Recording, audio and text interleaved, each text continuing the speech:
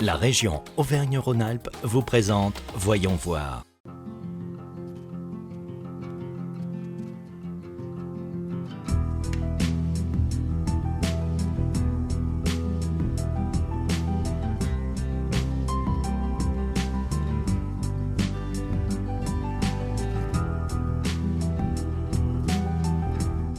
Bonjour et bienvenue dans ce nouveau numéro de Voyons voir. Face aux défis économiques, énergétiques mais surtout climatiques et de santé publique, l'hydrogène fait désormais partie de projets concrets qui ne cessent de voir le jour. Avec sa facilité à être stocké, mais aussi à être produit localement, ce pourrait bien être l'énergie du XXIe siècle. La région Auvergne-Rhône-Alpes a décidé d'en faire une filière d'excellence en lançant le projet Zero Emission Valley. L'objectif est de démontrer que le développement économique n'est pas incompatible avec la préservation de l'environnement. Rencontre avec Thierry Ravel, initiateur du projet. Thierry, bonjour. Bonjour. Est-ce que vous pouvez du coup nous expliquer ce projet ? Ce projet Zero Emission Valley, il est né en 2017 lorsque deux industriels, Engie et Michelin, ont compris que seuls ils ne pourraient pas solutionner les enjeux de qualité de l'air et qu'il fallait s'associer entre eux, mais aussi avec une grande région comme la région Auvergne-Rhône-Alpes. Concrètement, comment ça s'est mis en place ce projet ? On a fait quelque chose d'assez original, c'est qu'on a créé une société commerciale publique-privée avec le conseil régional, avec des industriels, Engie, Michelin, mais aussi avec des banques un peu pionnières qui ont osé prendre des risques, la Banque des Territoires et le Crédit Agricole. Et ensemble, on a réussi à casser le cycle infernal de la poule et de l'œuf. Personne ne voulait construire de stations à hydrogène tant qu'il n'y avait pas de véhicules à hydrogène en circulation. Et personne n'achetait de véhicules à hydrogène parce qu'il n'y avait toujours pas de station-service. Donc il fallait faire les deux en même temps. Et donc actuellement, elles sont toutes construites, ces stations ? J'aimerais, mais non, elles ne sont pas toutes construites. Il y en a une qui est déjà construite et je vous propose de la découvrir, elle est à Chambéry. Eh bien très bien, partons pour Chambéry.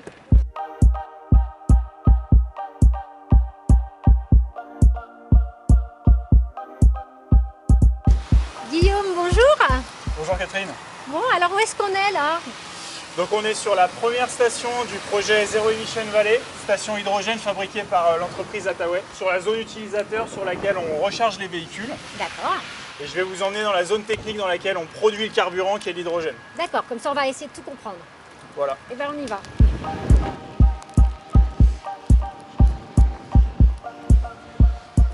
Donc là Guillaume, nous sommes dans les entrailles. Vous pouvez nous expliquer un petit peu comment ça marche ? C'est ça, donc c'est là que tout commence, donc la production de l'hydrogène. On va ici casser la molécule d'eau en hydrogène et oxygène.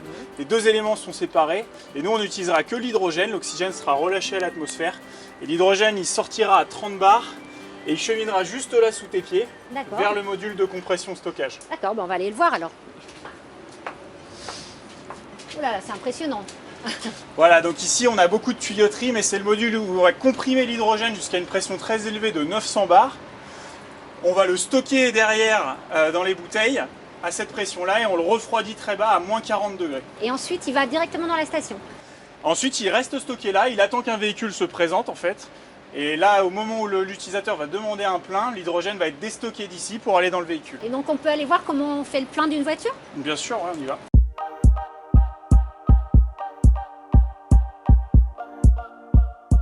Voilà, donc pour faire le plein, on s'oriente sur l'écran qui va nous guider à travers du processus de remplissage. C'est comme une station classique. C'est le même principe. Donc je m'enregistre et puis derrière, donc la station me demande de connecter mon flexible. Pour le branchement de mon flexible, j'ai le choix entre deux pressions de remplissage, 350 bars et 700 bars. 700 bars pour une autonomie maximale de mon véhicule. Voilà, donc j'enlève le capuchon. Ouais, c'est vraiment très simple d'utilisation en fait. Voilà. On entend parler beaucoup de la pression. Est-ce qu'il y a un danger ? Oui, alors l'hydrogène est un gaz inflammable. Donc il y a tout un ensemble de mesures de sécurité sur la station, de manière à pouvoir détecter des fuites par différents moyens, différents capteurs. Dès lors qu'on pourrait détecter une fuite éventuelle, la station serait mise en sécurité et tout l'hydrogène serait purgé de l'ensemble des tuyauteries pour être évacué dans la zone technique.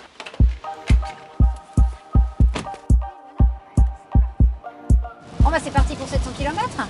Voilà. Bon, tu vas pas me faire le coup de la panne, hein ? Le réseau est très peu développé, on en est vraiment au début. D'ici la fin de l'année, il y aura encore quelques stations d'installer et dans les années à venir, ce sera plusieurs dizaines de stations qui sont visées à être installées. Mais il n'y a pas qu'en Savoie que l'on cherche à améliorer la mobilité verte. Direction l'Isère pour découvrir le dispositif de covoiturage Illikov. Entre 6h45 et 9h15, à Lançon-Vercors, c'est le grand bal des adeptes du covoiturage Illikov. Lancée en 2017, la pratique est devenue une habitude pour les habitants du plateau qui descendent sur Grenoble. Étant passager, il suffit de vous signaler à un arrêt pour être sûr de partir en moins de 15 minutes. Et pour les conducteurs, il suffit également simplement de se signaler à un arrêt pour dire qu'en fait, on passe récupérer les passagers aux différents arrêts. Ce service, qui existe aussi dans la vallée du Grésivaudan, dans la Bièvre et entre Annecy et Genève, a déjà séduit plus de 300 utilisateurs sur la plateforme. Car contrairement à un covoiturage classique, ici, pas d'obligation de planifier son trajet. Un gros plus pour certains conducteurs. Pour moi, le covoiturage, c'était un peu compliqué. Mais la simplicité et la souplesse du système a fait que j'ai pu faire le choix de l'utiliser. Jusqu'à présent, un SMS était suffisant pour se donner rendez-vous. Afin de donner des informations en temps réel à ses usagers, la start-up a lancé une application. Ça facilite l'utilisation du service, ça rend cela plus fluide et ça permet d'être plus flexible. La flexibilité qui est de mèche avec la fluidité. Objectif, moins de bouchons dans le Vercors ? Alors l'objectif vraiment c'est de désengorger en fait cet axe entre Lançon-Vercors et Cessin-le-Prisme.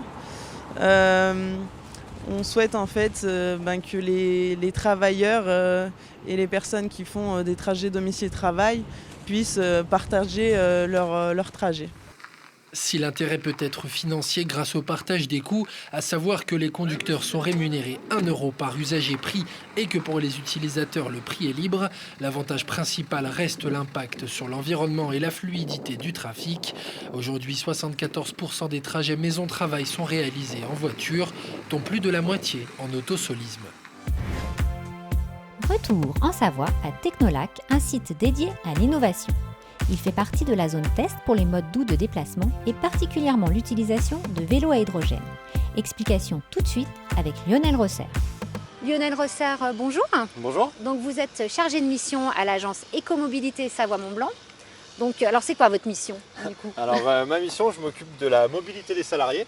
Donc l'agence Écomobilité s'occupe de trouver des solutions alternatives à l'usage de la voiture individuelle. Et ma mission, c'est notamment sur les trajets domicile-travail pour proposer aux salariés des alternatives pour qu'ils utilisent d'autres modes de transport. D'accord, donc il y a des modes de transport, genre le covoiturage, il y a beaucoup de choses. Exactement, donc ce qu'on appelle les modes doux, le vélo, la marche à pied, le vélo assistance électrique, qui aujourd'hui nous offre un bel outil, surtout sur nos territoires avec beaucoup de pentes, mais aussi le transport en commun, le covoiturage, le télétravail aussi, qui est un trajet qu'on ne fait pas, mais qui permet aussi d'économiser des trajets. Et après, tous des nouveaux projets ou des nouveaux outils, et notamment les vélos hydrogènes, qui sont voilà, donc un bel exemple d'une expérimentation nouvelle. On allait en venir au vélo hydrogène. Donc, alors, c'est quoi ce projet de vélo hydrogène? Alors, le principe, c'est d'abord le déploiement de la filière hydrogène. D'accord. Dans un premier temps pour les vélos, dans un second temps pour les voitures, et peut-être demain pour le train, les camions, etc. Et du coup, l'idée a été d'expérimenter une flotte de vélos assistance électrique, mais rechargeable à l'hydrogène. Donc sur le principe, on est comme sur un vélo assistance électrique. Donc au niveau de la loi, un vélo assistance électrique, ça reste un vélo, donc pas d'immatriculation particulière, pas d'assurance, on peut utiliser les pistes cyclables. Par contre, au lieu de recharger du courant directement sur une batterie, on va venir recharger de l'hydrogène qui va créer du courant sur le vélo et qui va recharger une petite batterie. Donc on peut regarder un peu comment ça fonctionne, ces vélos? Bien sûr. Du coup. Alors sur le principe, donc, je vous disais, c'est un vélo assistance électrique, donc il est normé au même titre qu'un vélo assistance électrique traditionnel. Donc moteur de 250 watts, assistance jusqu'à 25 km/h et assistance uniquement au pédalage, c'est-à-dire pas de système d'accélération. Ouais. Mais du coup sur le principe, on va avoir une bonbonne d'hydrogène, Ouais. une pile à combustible qui va transformer l'hydrogène en courant, qui va venir recharger la petite batterie, qui va alimenter le moteur électrique. D'accord. Donc le principe reste le même qu'un vélo assistance électrique avec le moteur et la batterie. Seulement une fois de plus, au lieu de venir recharger la batterie et de mettre 4 à 6 heures pour recharger la batterie, on va recharger le réservoir d'hydrogène qui lui va se faire entre 1 minute et 1 minute 30 pour recharger, pour avoir l'équivalent de l'autonomie d'une grosse batterie de lithium. Et donc on recharge dans ces stations. Voilà, alors il faut recharger sur les stations, ça fait partie aussi de de l'expérimentation. On a 2 stations, une ici à Savoie Technolac et une dans le centre-ville de Chambéry. Et les utilisateurs du coup peuvent venir se recharger via un code d'accès, recharger leur vélo. Temps de charge une fois de plus, 1 minute, pour une autonomie qui va varier entre 60, 80 et 100 km en fonction du parcours, en fonction du dénivelé, en fonction de la personne qui fait du vélo. Et donc là, vous êtes sur une zone test. Exactement. D'accord. Et donc, vous avez déjà des retours?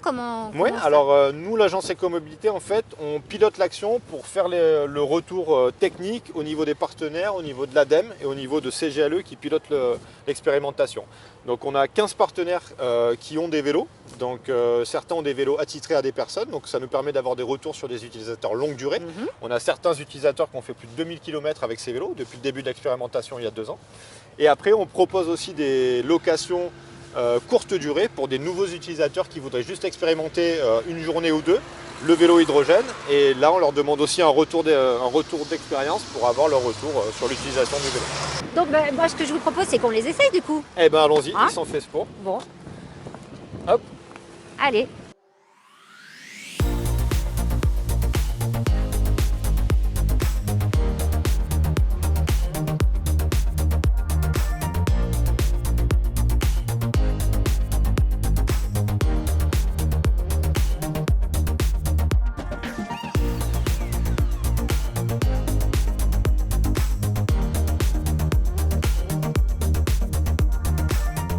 C'est très facile d'utilisation.